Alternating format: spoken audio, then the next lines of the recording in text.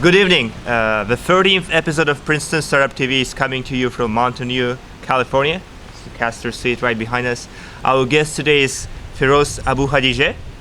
He's currently a master's student at Stanford, where he got his bachelor degree in computer science. He's more known to the world as a web developer and hacker with interest in higher-level programming languages, browsers, and web framework design. In the past, he worked at Kora, Facebook, and Intel. What skyrocketed Feross to fame was YouTube Instant, a real-time search engine hack built in 3 hours as a bet with his roommate. The site got immediate worldwide media attention, 1 million visitors in 10 days, with hundreds of news stories, including stories at New York Times, Sydney Morning Herald, Washington Post. Chad Hurley, CEO and co-founder of YouTube, was so impressed that he immediately offered him a job at YouTube. Hey, Feross, welcome to the program. Thank you. It's good to be here. Let's start big. What is your life story, starting from where you grew up? That's a huge question, dude. Yeah, let's get into it. So, I was born in Sacramento. My dad is an electrical engineer. My mom's a school teacher. And from, the earliest memories I have are just messing around with electronics in the garage of my house in Sacramento. So, my dad had a bunch of parts lying around usually, and I would take them and play with them and pretend like I knew what I was doing, and was always interested in computers from a really early age. And at some point, I think I might have been 5 or 6, my dad got a computer for us, and then that was really where it all started. What was your first programming language? My first programming language was PHP. Wow, really? Yeah. That was in high school, or? That was in high school. So I guess maybe JavaScript actually was my first language, because I made plain HTML, JavaScript sites first, and then later on added some PHP to that. I think most people that I know of started programming with C++ or Java or something like that, and but I was always interested in the web from the beginning. So PHP it was.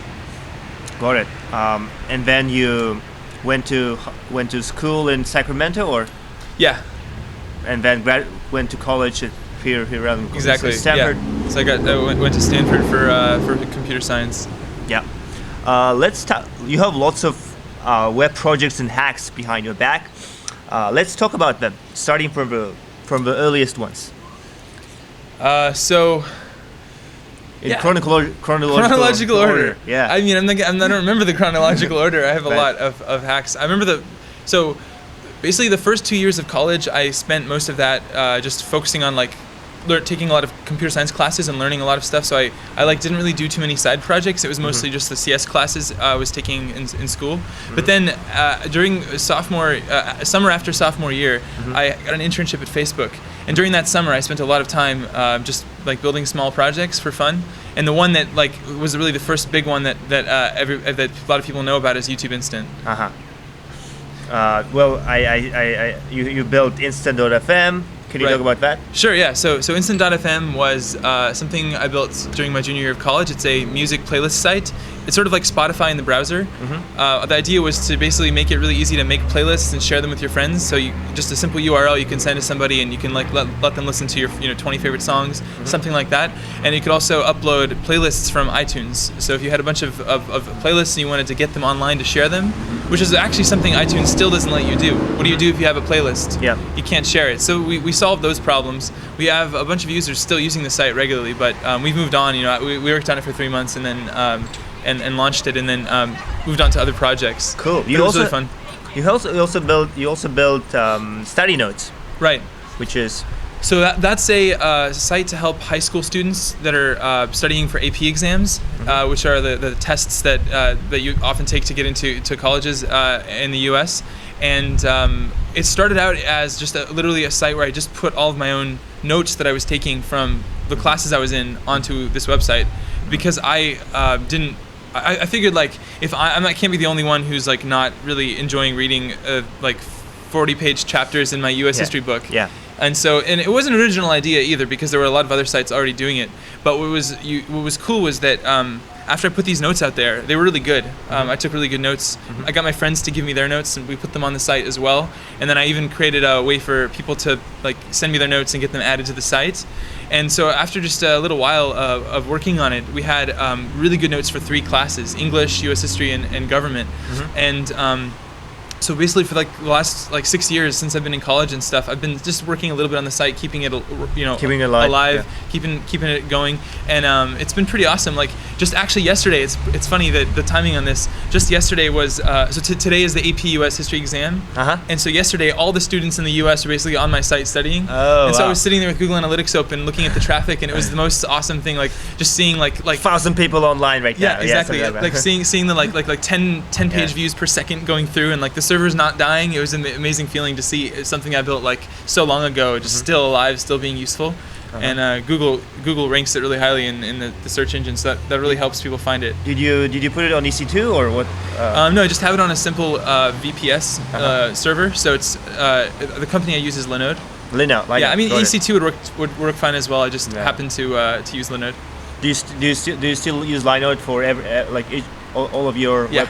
I use it for all my projects. It's simple. It's really like straightforward, and I've not done a project that's required more than a single server at this point. So I mean I have a bunch of Linodes, but like one for the database, one for all the front ends, but really it's kind of overkill. Even I could have put everything on one big server and it would have been fine. Yeah, I use it for my physics as well, and I think Chris Dixon recommended it as a really cool service. Who did? Chris Dixon. Yeah. Oh, nice. Yeah. You also built HTML5 hard disk filler. Well, it's just a hack. I saw it on Hacker News a couple months ago. What is it? So, in the midst of my current project that I've been working on, which we should talk about because it's awesome. I'm really excited about it. I was playing around with local storage. And local storage is the HTML feature that lets you, it's sort of like a super cookie is the way I think of it. It's basically like, it allows you to store up to like 5 megabytes of information on a user's computer. And it's pretty handy because before this feature, it was really difficult to store any kind of substantial amount of data on a user's browser. And so, anyway, while I was just playing around with it, I was reading the spec. It's a very short spec. And I noticed that the spec says that every single domain should be allowed to have its own. The browser should give it its own storage space, so that way a site can't use more than 5 megabytes, and so they can't fill up your computer's hard drive, and it's sort of a security precaution. Right. And like of course like when I read something like that, I'm like, okay, let's go see if that's actually how it works, if the browser's actually implemented the spec correctly. And it turns out that like everybody except for Firefox did it wrong. And they basically allow you to make different subdomains on your site, and each subdomain gets its own allocation of 5 megabytes of space. Yeah. So if you make like 1,000 subdomains on your website, you now have 5 gigs of space on the user's computer. Yeah. Questioning assumptions works. It really does. Yeah. And so the like website I made to demo it was just like, here's the site, you visit it without it even asking for your permission. It just fills up your hard drive with pictures of cats without it asking or waiting for you to even know what's going on. That's awesome. Anything else we should discuss before PRCDN? Any other web hacks, or you forgot all of them? I mean, the one other cool one I liked was the Adobe Flash. Has the ability to turn on your webcam. Since it's a plugin that's running on your computer as like root privileges and stuff, it can do that. And so it's up to Adobe to like make sure that only when the user gives permission does the webcam get turned on and the data gets sent to a website. And so I think Flash is just a security nightmare. And so when I was looking at that, I basically discovered this weird thing where Flash used to was created by Macromedia, right? Yep. And then Macromedia was acquired by Adobe, right? 2004, I think. Yep. So they redirected all of the Macromedia domains to Adobe.com, right? Because they acquired them, and they basically like incorporated all their products into their own lineup. But there's one URL that still has Macromedia.com in it that they couldn't redirect. Wow. And so that made me really curious. And that URL is it's the URL for the settings manager. So it's this page where if you visit it, that URL is allowed to tell this Flash component on your computer to change settings to like basically whitelist a site to allow it to access your webcam without asking you, or to maybe clear the cookies that Flash puts on your computer and that kind of thing. So it's basically a very privileged domain. And I think that URL must have been hard-coded into like all the different Flash players that have been installed over the last 15 years. And so they couldn't change it. They had to keep it exactly the way it was.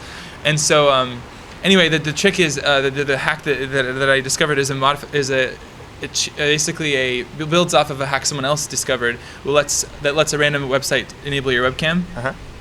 It basically works by taking that settings page and putting it into an iframe, and then making that iframe invisible, so opacity 0, so that it's not shown to the user. But then behind that, on the web page, you put like some kind of a game for the user to play, and you want them to click on certain locations. And meanwhile, the settings are actually sitting there above the page, and when they click, the clicks are going to the Flash element, and then that enables the webcam, and they don't even realize it, but now they're being recorded, and hopefully their webcam has a light to show them that that it's been turned on. Wow. It was really fun to show that off to people. They were like, "No way, you can do that." That's my favorite. That's awesome. That's my favorite kind of hack. Usually is to like show people something they didn't expect that you could actually do with your computer. So let's talk about PureCDN. Sure. What is it? So PureCDN is my latest project. It's working with a friend, Abi Raja. And you're working on it full time. Full time, yeah. It's a full time project. Yep. I put my master's degree on hold to work on it. So the idea is to make it so that when you're on a web page as a visitor, that you're basically sharing your web cache with all the visitors who are also on the site with you. So when a new visitor comes to a website, before they get the resources for that page from the server, they first ask the peers that are near them if the peers have those resources, and if they do, then they will fetch the resources in a peer-to-peer fashion, and then they can avoid basically taxing the site's server at all. Right. So the site saves bandwidth, the site saves servers. And essentially reducing bandwidth costs and making it more reliable, faster. Correct. Yeah. It's a definitely revolutionary idea. What is the key insight? Do you think how long have you been working on it on this? How long? Yeah. For like 2 to 3 months. 2 to 3 months. Yeah. Probably closer to 3 months. Yeah. So basically, the way it works is it uses WebRTC, which is this new browser specification. Yeah. It's honestly the coolest thing I've like seen in ages. I think more people should know about it, and I'm surprised that it's been sort of talked about on Hacker News and in a few places, but Meteor I think talks about it a lot. Who does? Meteor. Oh, okay. Yeah, Meteor, right? Yeah. Anyway, so the thing that's sweet about it is that you literally can open up a socket to another browser and like talk and send arbitrary data down that connection, and like this is like peer to peer on the web, and it's like the first time this has ever been possible, and it's. I guess you could have used Flash in the past, but there's a lot of problems with the Flash solution that this addresses. Anyway, I just think that like it's this hugely revolutionary thing, and there's going to be all these applications that are going to be built on top of it, and like I mean, from the most obvious things like a BitTorrent client that you don't have to install. Right. You literally can imagine going to a torrent site and clicking on a movie you want to watch, and then having it play like YouTube. Yeah. That's one awesome use case. There's going to be a whole bunch of non-obvious ones. I think PureCDN is another sort of like unexpected one. It's like, whoa, we can actually build a content delivery network that's as fast and as reliable as something like what Amazon offers, or what Akamai offers. Yep. And do it for much cheaper. Awesome. I mean, I hope when we meet again in a couple of years, this will be the de facto standard. How would you compare interning at Kora, Facebook, and Intel? Ooh, so Intel was a huge company. When I was there, it was like 100,000 employees spread across the world. Very, large corporation. And it was my first job ever. I was lucky because we lived next to an Intel branch. Was it during high school or your freshman year? During high school, yeah. During high school. Yeah, it was a really awesome. Had an awesome high school intern program there. I got to do like some web design for them, and I recorded some videos, basically for internal communication, but from managers to employees and things like that. It was a good experience, but of course, like it's a very large company, and one thing I noticed while I was there was just that there are a lot of sort of people who are doing what seems kind of like pointless work in a way. You know, it's kind of like so many people, and it's like they could probably do the same thing with less people, with fewer people.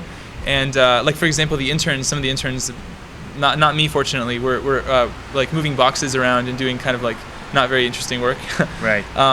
But of course, Intel does a lot of cool stuff in the chip, manufacturing area, and that's just not the part where I worked. Yeah, I mean, Andy Grove will not be happy with that. I mean, the offer of high output management. Yeah. I mean, that was just my experience. I'm really glad I had a good experience, but I think some of the other interns maybe didn't. And Kora and Facebook were both extremely awesome experiences for me. So Facebook, when I was at Facebook, I was on the groups team. Do you know the new version of Facebook groups? Yeah, which lets you add members without their permission, I think. Yeah, right? correct. That's by design, right? Yeah, by design. And that's actually the reason why it's one of the fastest. It was the fastest uptaken product in Facebook's history. Yeah. Basically, once somebody once people discovered, I can add anyone to my group. Yeah. Basically, within a very short period of time, everyone on Facebook was in a group. Well, I think my 1% will complain, but 99% I actually find it pretty efficient. I agree. Yeah, that's sort of the thinking. Was it's like if you think about how photo tagging works on Facebook, you have some small percentage, maybe like no more than 5% of people who go around Facebook and they obsessively tag every photo, and that little group of people does basically does all the work for all the other 95% of the users who maybe don't even know how to tag or just too lazy to tag.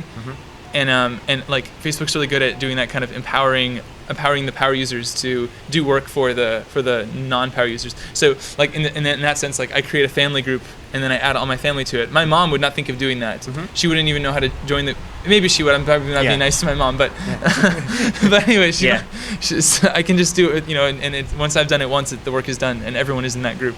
What did you work on at Kora? At Kora, so I added the video feature so you can include videos in your answers. And then the company at the time was in the process of porting their code base from Python to Scala. And that was kind of this big project that like half the company was working on. And so I was part of that for the last part of my internship. It was it might sound a little boring, like porting code from one language to another, and frankly, some parts of it were a little boring. But on the whole, it was awesome because I got to learn Scala, and Scala is a really interesting language. Sure. Have you looked at it? I mean, I have, but don't really know much. It's kind of Java-like, but with functional, with lots of functional features. Correct. I used to Twitter a lot. Yeah, correct. Yeah, it has a lot of interesting ideas all like combined into this one language, and so there's basically like 10 ways to do this to do everything you might want to do. And so it's like the opposite of Python in that sense, where like in Python there's only one right way to do things. Yeah. So it can be a little overwhelming, but there's a lot of interesting programming ideas in there. And so like just from a like perspective of like becoming a better programmer and like thinking of new sorts of paradigms in programming, it was a very good thing to learn. Sharpening your soul. Yeah. Sharpening my soul. Sharpening the soul. Oh yeah. Yeah. Was it in Palo Alto before we moved to Castro Street? Yeah, it was back in on Palo Alto. Yeah. Awesome. From the professors, entrepreneurs, and hackers you've met in your life, worked together or attended a talk by, who impressed or influenced you the most, and what specific things did you learn from them? Good question. So, I mean, one thing is when I was at Facebook, I got to interact with Mark Zuckerberg a bit.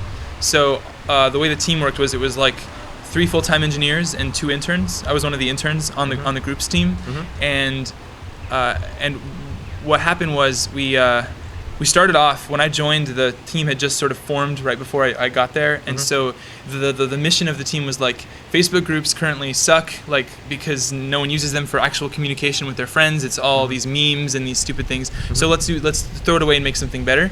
And so it was just it was interesting to see how the team interacted with the leadership in the company and how that process worked. So like for example, for the last I think 2 months of the summer, our team had its own room, like called the war room, where everybody was like basically working really hard to finish, and Zuck would come by in the evenings, like around 8 or 9 p.m. and of course most of the team was still there, and he'd come by and just sort of like be like, hey guys, like what's going on, like show me what you're working on, and like he would talk to interns all the time, and And so he'd like come over and be like, show me what you're working on. And I thought that was like really good leadership strategy, like to be able to have, especially at the size they were at the time, which is I think like probably 2000, yeah. At that time.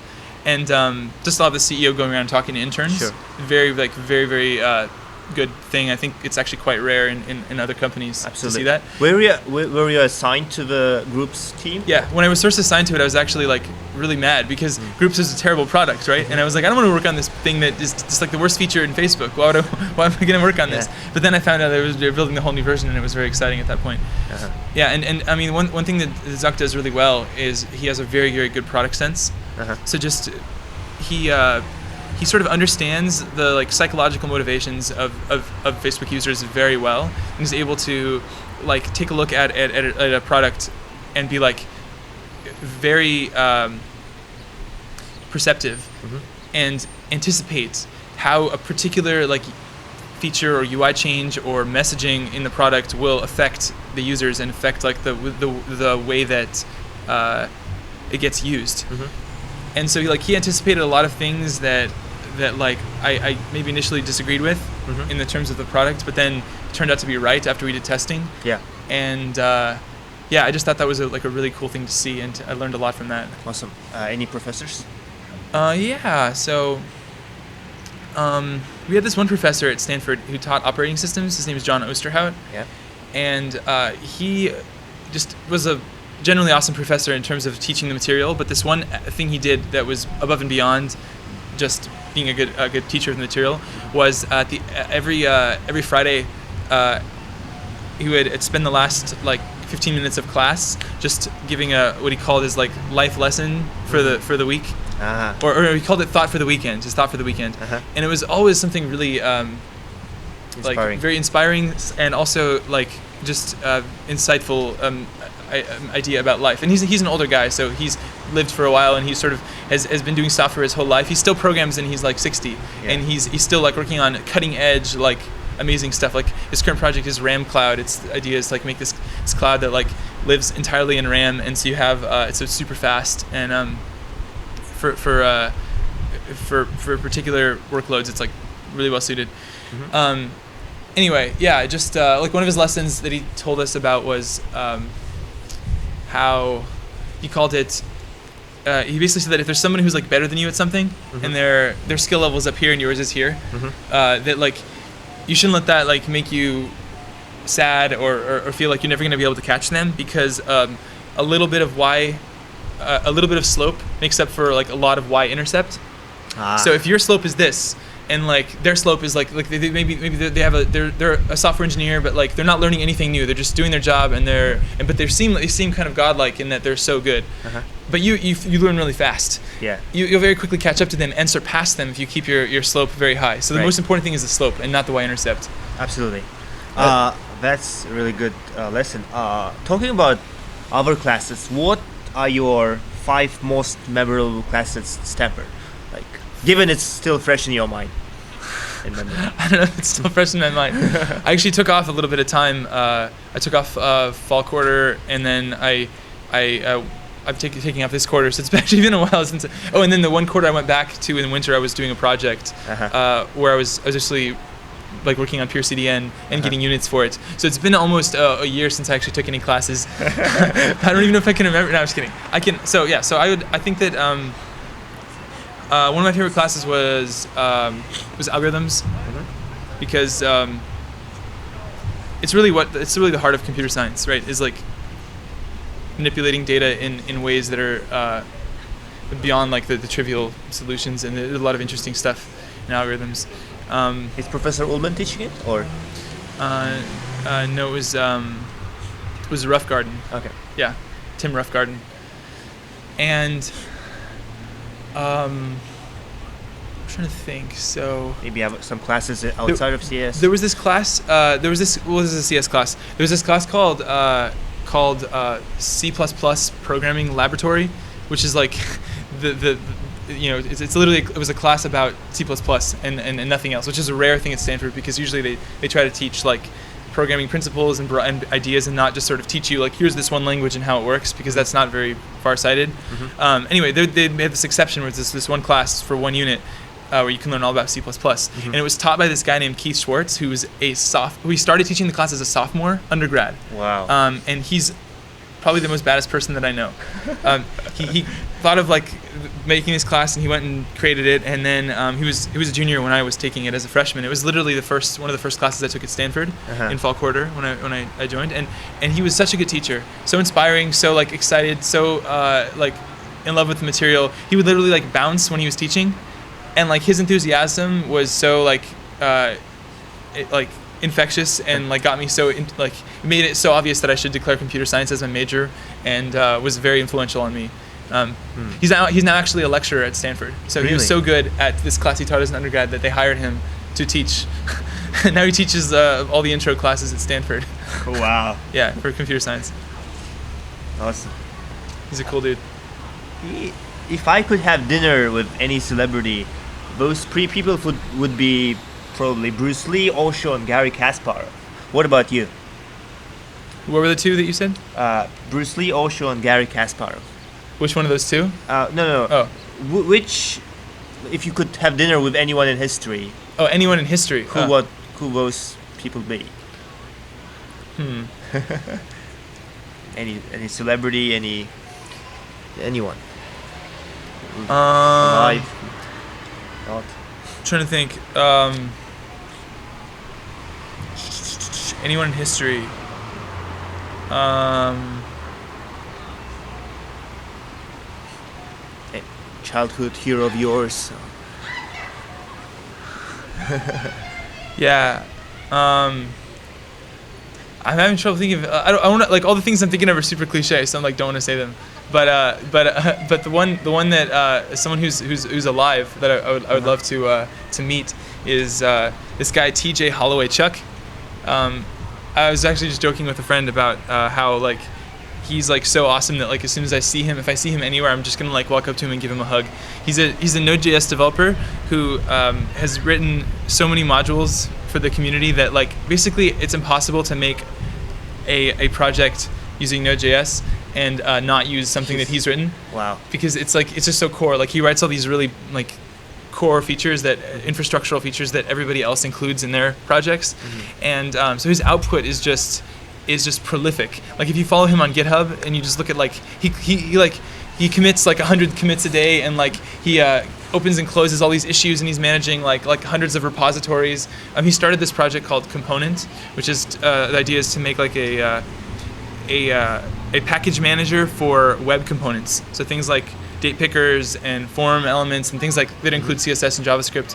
And that project has like thousands of little components under it. And he's constantly just like working on all of them and accepting pull and push requests. And just in terms of like something to aspire to as a programmer, he's super inspirational to me. Yeah. And and I like just love to like talk to him about how he does it and why he does it. And then like literally I want to know like how much time he spends in front of a computer. Like does he because he really almost doesn't go a day without having tons of stuff on GitHub. So I wonder like does he go outside? I want to ask him that. You know, hey TJ, if you're watching this, send me an email. Feross@feross.org. I want to know the answer. Awesome. Right, a day like talking about your day, a day in the life of Feross. How does your typical day look like? So, I wake up. What time? Good question. Lately, between like 10 a.m. and noon. And then I go to Phil's Coffee in Palo Alto, buy a large iced coffee, and this is pretty regular. Like I've been doing this every day for like the last 4 months. I love their iced coffees, and I love working there. So anyway, then I just start typically programming like right when I get there, and been working on Pure CDN for the last 3 months and just sort of going through sort of like whatever the day's task is. Right. And so lately it's been trying to make the performance really good. And then you know, go to dinner, hang out with friends in the evening. It's that's usually my weekday. Weekends are more obviously different, and I do different things. Like last Friday I did this thing where I ran 40 miles from Half Moon Bay to Sausalito across the Golden Gate Bridge. So I basically went along the whole coast, and it took like 14 hours, but we ran 40 miles And we woke up at 4:30 a.m. Wow. And then we ran until 6:30 p.m. 14 hours. 14 hours of running. I mean, we walked for some parts of it, and Yeah. we took breaks, but it was 14 hours from start to finish.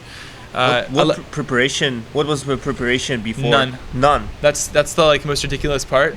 Is that I had this friend, and she basically had this idea, and she said, I want to run 40 miles to San Francisco or to Sausalito. And I said, you're crazy. You can't do that. You have to train for this. People train for months before they run a marathon. What are you thinking? And so I was very skeptical at first. And then I thought about it. And the next day I was thinking, I haven't had a really epic adventure in my life in a while. And I think it's important to have some kind of epic adventure every like 3 months at the most, at the least. Preferably more often than that.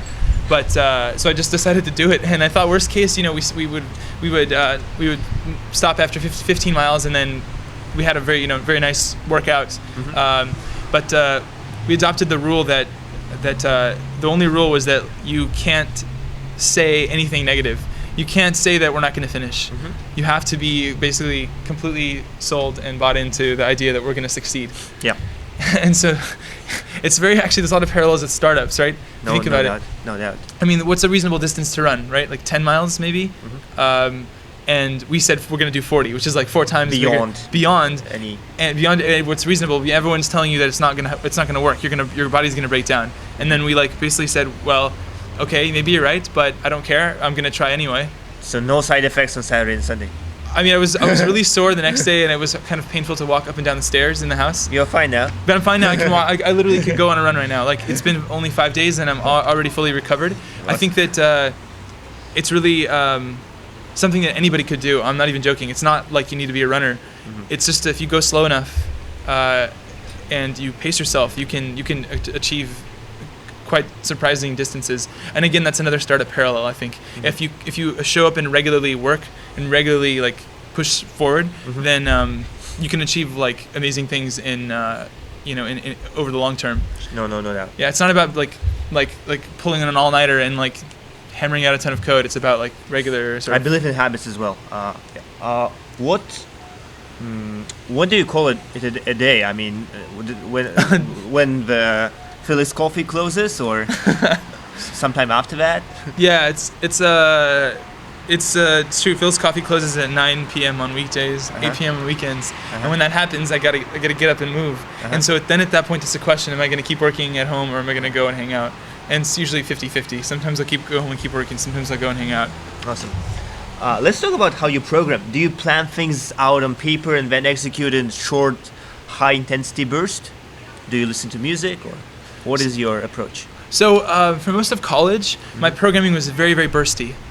So I would literally not program any side projects for like a month because I'm focused on school, I'm doing homework assignments, it's just hard to have any kind of extra time to do that stuff. But then one weekend I would have some time and I would just go like all out that entire weekend, and I have a hack at the end of the weekend that I could post on my blog and that maybe would be on Hacker News, that kind of thing.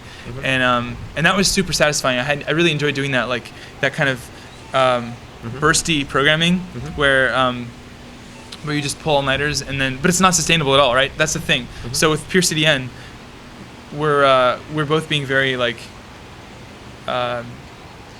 reasonable and like thinking long term about like what's healthy for us to do. And so we're basically not working more than 8 to 10 hours a day. It's a marathon or a sprint. Yeah, exactly.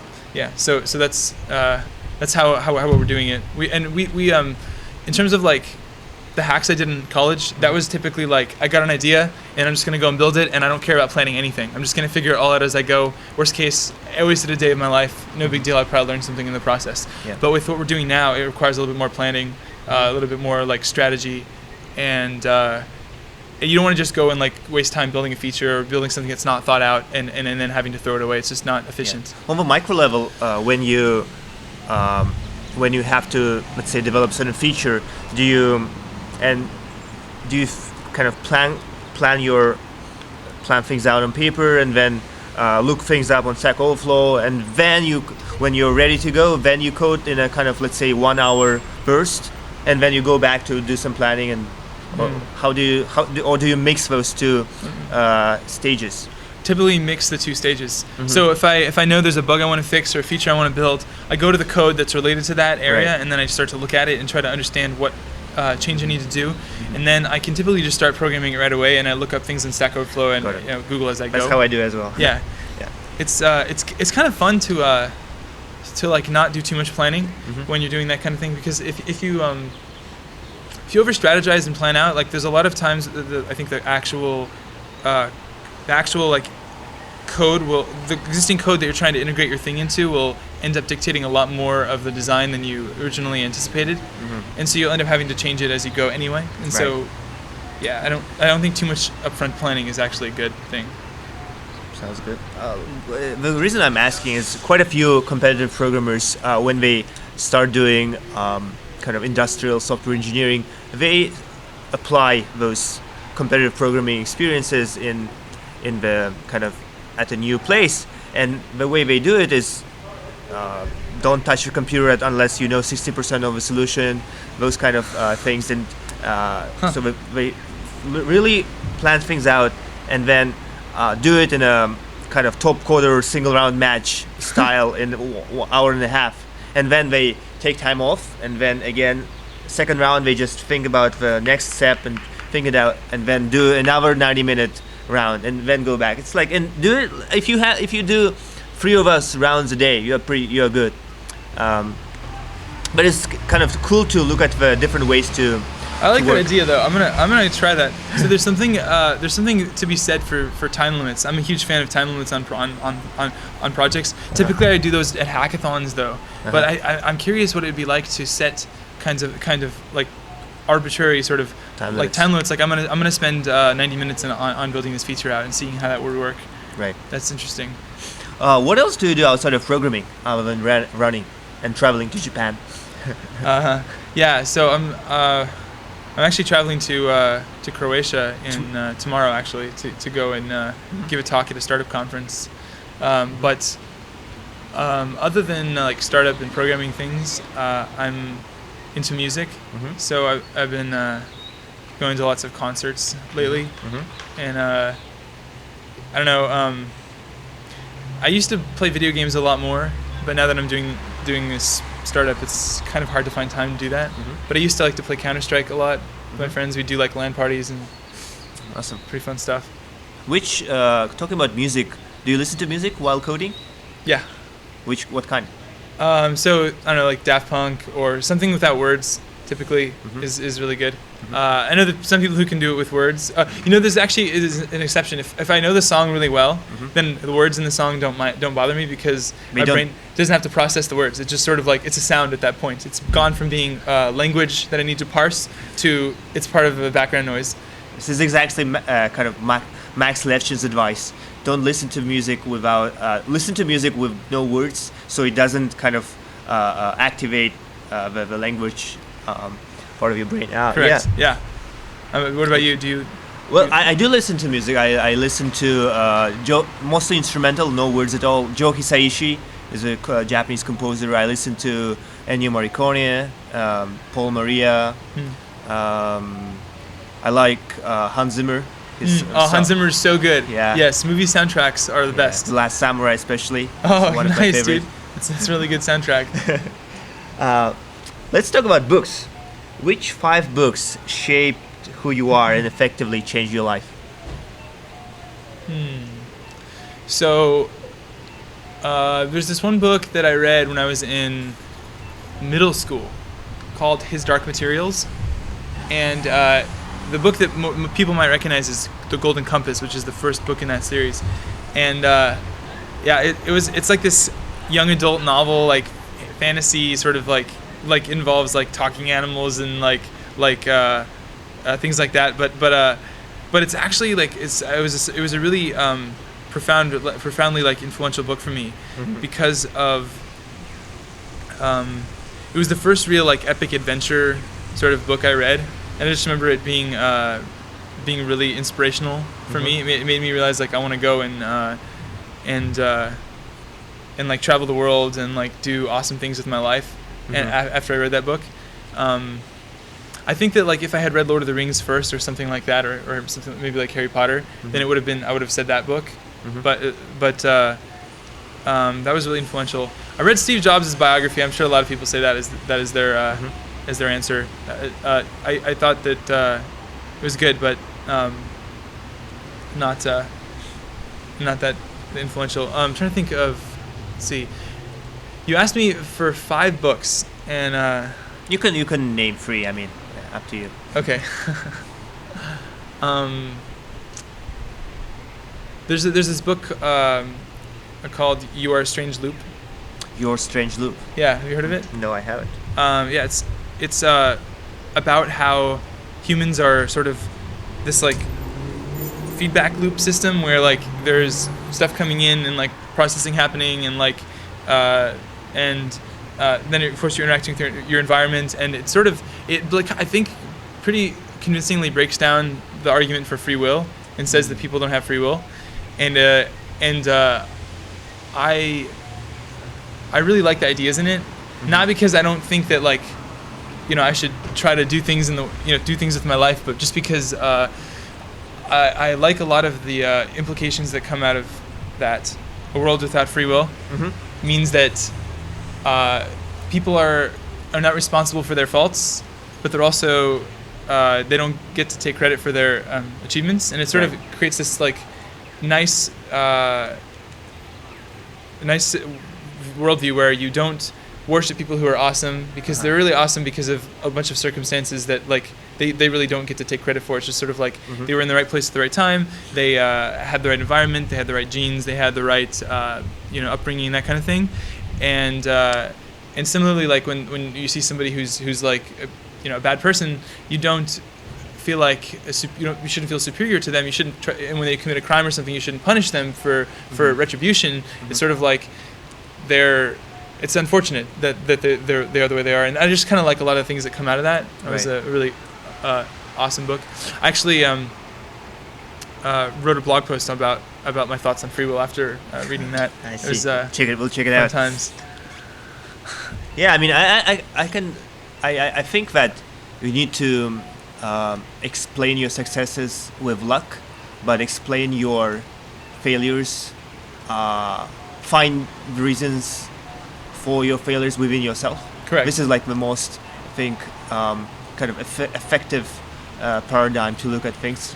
This way you constantly want to move forward and don't enjoy your current success for too long. Correct. Yeah. It's sort of like it's never as good or as bad as the like media would make it seem. So when people are celebrating you for being an awesome success and saying all these things about you that are obvious exaggerations, you shouldn't let it go to your head. Similarly, when people are talking down about you and saying that you're doing a terrible job, it's not actually that bad. Truth is somewhere in the middle. What about blogs? Which blogs do you find reading the most? So other than writing your own blog. Yeah. So I read Hacker News. That's my main source of like news at this point, and I follow. Same here. Nice. I follow a bunch of things in Google Reader. It sucks the Google Reader is going away, by the way, because I use that daily. Same here. One of my favorite blogs lately is called Programming in the 21st Century. So I forget the name of the guy who writes it, but it's Programming in the 21st Century. It's amazing blog. This guy basically writes about his experiences as a recovering programmer, is what he calls it. So he basically argues that like programmers have this like way of thinking that develops from basically using a computer for a really long period of time, and that like it's actually kind of broken in a way, and that like it's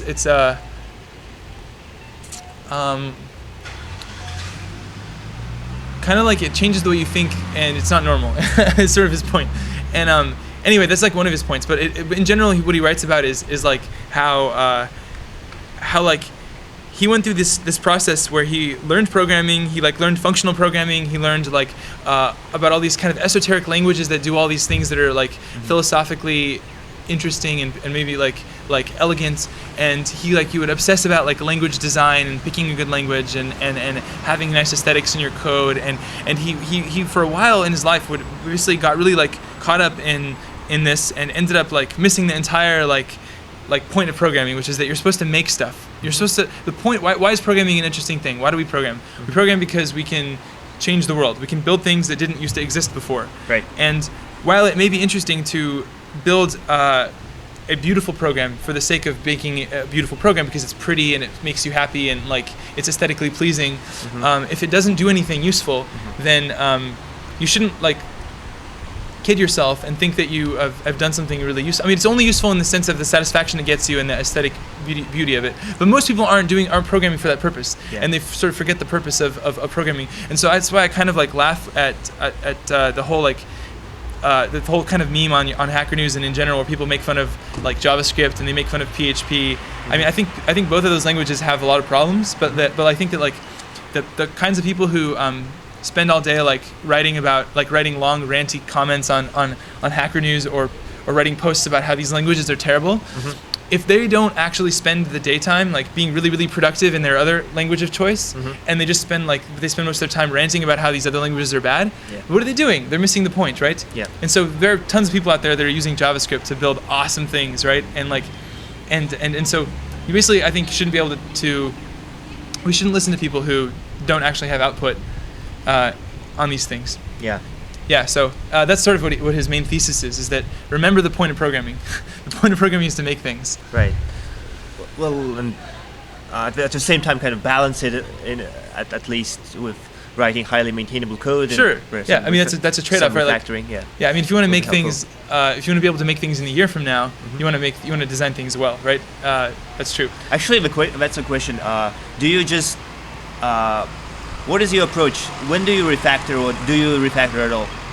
I refactor as I go all the time. So like, add a new feature. The feature will basically make me when I look at it, kind of cringe when I see that it doesn't integrate well with the other parts of the code base, or the naming isn't consistent. And usually when I see that, I fix it right away, just immediately, because I don't want to let that code smell sort of like accumulate. Got it. And just deal with it right away. Kind of code depth. Any routines you developed to be more productive? Other than going to Phillies coffee. Coffee is amazing. Yeah. That's what Justin Khan told me as well. He drinks coffee first thing in the morning. Yeah. So I actually recently bought some Phillies coffee beans for brewing at home, because I spend too much money at Phillies. Like, I tabulated how much I've spent there since the beginning of the year, which is like probably it's been 4 months, and I've spent like $700 there. Wow. It's just not normal. It's like I mean. Yeah, it's like a little bit ridiculous. So I just bought my own beans, and I've been brewing it at home, and I looked up the techniques that they use, and I'm basically emulating everything they do. And so one thing that they do at the store is they double brew, which means you brew once, you take the coffee, and then you put it through the beans, through the ground up beans again, and so it makes it super strong. And yeah, anyway, the last few days since I've been doing this brewing, it's been really caffeinated and really yeah. How do you make sure that you stay interruption free and kind of in this maker schedule? Yeah, so I try to not schedule meetings during the week at all. So I have 4 days, Monday through Thursday, where I am completely blocked off during the day. I just have to not put anything there. If I put a lunch or dinner or something like that in the middle of the day, then it will ruin my flow. No doubt. Yeah. So I just save that stuff for the weekend or for Friday. And I also turn off my phone, or I ignore my phone really when I'm working. And so my text messages will accumulate during the day, and I just deal with them later. And it makes people a little mad sometimes, but at the end of the day, you have to prioritize yourself and your batch processing. Yeah, exactly. In which areas of life would you like to improve? I'm perfect. There's nothing to improve. Just kidding. I think I could be even better at what we were just talking about, at not getting, basically not letting people interrupt me, distract me. So I usually overcommit to things. So I think that a lot of people, and I'm totally guilty of this, is have a fear of missing out. So when you see something cool event happening, your instinct is to go to it, or if someone wants to meet with you and talk, you want to do it because it's like, oh, I'll probably learn something cool. They're probably a cool person, or I'll probably have fun. I don't want to miss out on this. And but it's very easy to like get caught up and sort of end up doing a lot of stuff, and that stuff that makes you feel busy, but isn't actually bringing you forward, bringing you towards your goals and moving you forward. How do you actually balance the time between working on your projects and learning new technologies? Let's say you go and learn Meteor, Firebase, or any of those new cool things, which will, in a way, postpone your project and put it on hold. Yeah, I mean, the best way to learn a new technology is to think of a use case for it, like something you want to build that would use it, and a very specific kind of project that will use that thing, and then you go and you focus on not on learning the technology, but on building that thing, and then as a side effect of building that thing, you will learn the technology. Right. But you do it as you go. But that will be a sub feature of your current project. Or it could be an entirely new thing. It could be literally like you go to a hackathon and you say, at this hackathon I want to learn WebRTC. Yeah. I'm going to build something that uses WebRTC. And then, but the thing is, the goal is not to learn WebRTC. The goal is to build the thing. And so the learning happens naturally and as an organic part of the process of building building the thing. Do you know what I mean? So I found that when I was first learning programming, I would buy like a programming book, and I would like read it like front to back, and then I would like try to go and use it, and it was very ineffective. It's like the worst way to learn, and so I would not like ever do that again anymore. It just doesn't. It's like by the time you get to the end, you forgot everything in the beginning, and the only way to really solidify your understanding of something is to use it, right? So yeah, it's just more fun. It's more effective. It's just much better. Yeah. Well, it's getting colder and the sun is setting pretty shortly. And so the last question: your future plans and piece of advice to young hackers and entrepreneurs. Let's see. So my most obvious future plans are to finish working on PureCDN and get a product out there. We have an awesome prototype right now. You can check it out at purecdn.com. And we want to have a public product people can use as soon as possible. So that's my plans for the future. So keep visiting purecdn.com to see updates. And piece of advice to young entrepreneurs, I would say hackers. Hackers. Hackers. Okay. Both. Students. Yeah, I'd say focus on like building stuff, and just be very, very diligent about being a doer and not just a talker, because the world is full of talkers. I actually think the ratio is some ungodly number, like there are 10 talkers for every one doer, something like that. So what I mean is like these people are just people who like to go around and sort of talk about ideas and projects, and they may be very smart people because they know about a lot of things and they spend all day reading, but at the end of the day they don't produce anything. They don't execute. They don't build. And so I'd say basically try to be a person who balances those two things well. So you want to spend some time obviously thinking high level about what do you want to do with your life, what do you want to build, but then once you've decided, then go out and like spend a block of time building that thing, and maybe it will fail, maybe it will succeed, but don't just have it in the idea stage forever and just be talking about it, and then once somebody else does it, then you go, that was that idea I had a year ago, I thought of that before they did, like everybody does that with like things like Facebook and basically every app that's out there. Yeah. And so I'd say be relentlessly focused on building and doing. Yeah, awesome advice, Feross. Yeah. That was Princeton Startup TV episode number 13. Be so good, they cannot ignore you.